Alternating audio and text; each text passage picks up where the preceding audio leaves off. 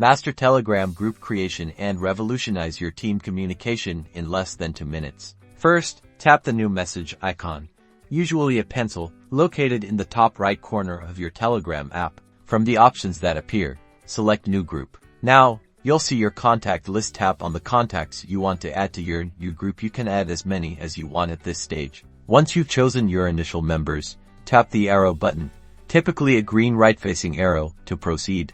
Next, it's time to name your group. Type in a clear and descriptive name that reflects the group's purpose. You can also tap the camera icon to add a group photo for easy identification.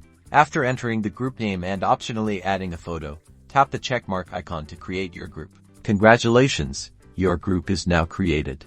You can start sending messages immediately. To manage your group further, tap on the group name at the top to access its profile. Here, you can add more members by tapping the Add Member icon.